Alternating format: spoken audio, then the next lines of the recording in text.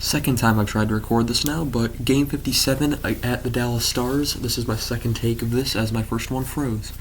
So, again, I'm going to try to speed this one up a little bit. My apologies. I'm kind of tired and I'd like to go to bed.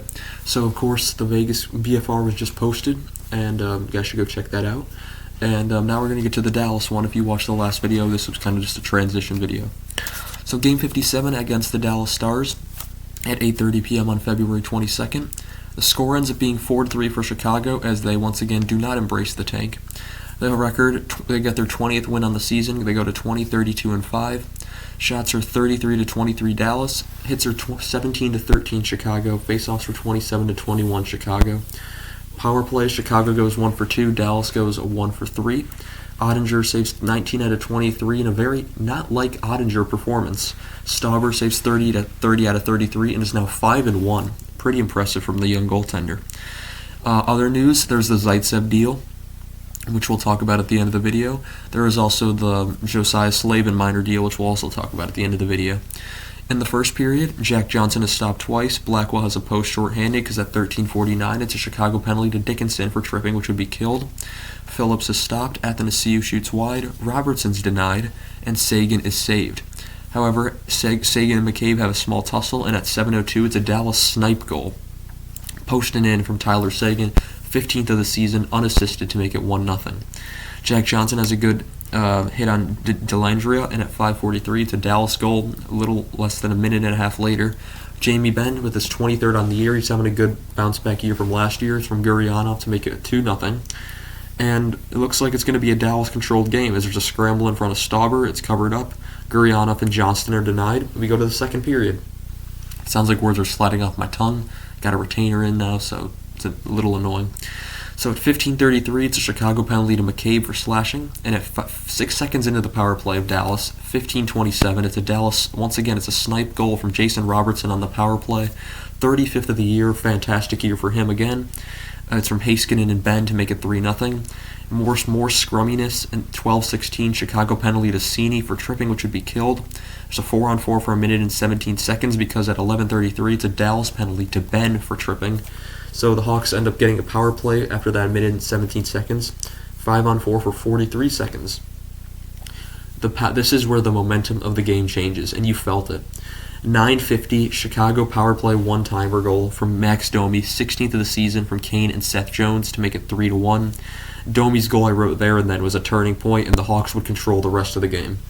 The crowd starts chanting "Let's go Hawks," and at 4:36 it's a Chicago tap-in goal, 2-on-1 goal from Patrick Kane, 15th of the season, who has goals in his last 4 games, from Domi to make it 3-2. And the crowd in Dallas just keeps getting louder. The Hawks, let's go Hawks, let's go Hawks. And it's in Dallas too. It looks like a Christmas tree out there. It's just red and green everywhere. So it's 3-2, and then a little less than 2.5 minutes later, at 1:55, it's a Chicago 2-on-1 one-timer once again.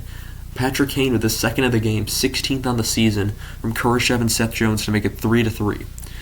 In the third, as we move on, and the Hawks tie the game in about less than 7 minutes, 15:47, Chicago takes the lead on a snipe goal, once again on a 2-on-1. Dallas was playing very sloppy. They were giving up a lot of on-man rushes. Max Domi, 17th of the season, second of the game, unassisted to make it 4-3.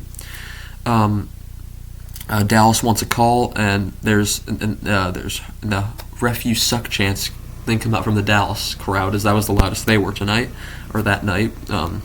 Dickinson hits the post. Tyler Johnson's denied. More "Let's go Hawks" chants. Another scrum. 10:09 Dallas penalty to Hintz for slashing, which would be killed. And then the Hawks get too many men on the ice, but they take it back after Blackwell was very angry. He basically yelled at the refs to review it. They did review it. It was not too many men on the ice. Dickinson's denied. Dallas looks for an equalizer as they pull the goalie. Ottinger gets pulled at 2 minutes and 5 seconds. Stars have crazy pressure. There's a huge scramble in front. Pavelski and Foxa are all denied in a crazy sequence of events. Dallas has a timeout at 1:40 seconds, and there's an official review of the previous play where Foxa and Pavelski are all over Stauber. From certain angles, it looks like the puck does get past, but it's not conclusive, and you can't tell if it's the entire puck. That's what the announcers were saying. It's what the official says when he comes out, and it's a 7 to 10 minute review. It's a very long review. I was like, how is this taking so long?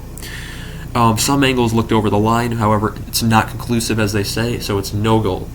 Dallas gets one more chance, however. Dallas scores at the horn. Sagan shoots it right past Stauber. However, the clock has run out just prior to it going in, just like the Patrick Kane goal in the Vegas game. Stauber says it's no goal. The refs rule it no goal. It's game over.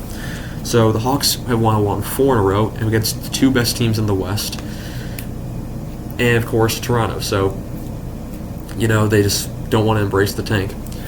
Other news, we have trades to talk about. Nikita Zaitsev, I would usually do a big board about this, but there's really nothing much to discuss. If it was like a big trade, I'd write it all down, but it's just not. So Nikita Zaitsev, who has a year left on his deal, and a second-round pick in 2023 and a fourth-round pick in 2026, all head to Chicago for future considerations for Ottawa. This is purely a cap move, and with the trade speculation around Chychrun and them being on him earlier in the season, this could be what they use to bring him in, possibly. We'll see.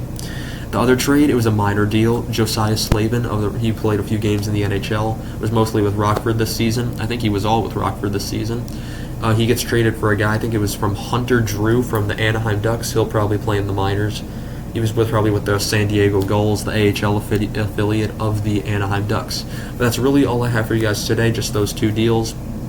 The trade speculation's heating up. Orlov and Hathaway got traded tonight to Boston in exchange for Craig Smith and a huge load. Of picks and stuff. Of course, there's the O'Reilly trade already. Tarasenko's traded. A lot of big names are off the market already. Horvat as well. So we'll see how this trade deadline turns out. We shall see. That'll be in 10 days, less than 10 days, 8 days. So we'll see then. So I want to thank you guys so much for watching. Sorry that this one's going out so late as well, and I shall see you guys in the next one. Goodbye.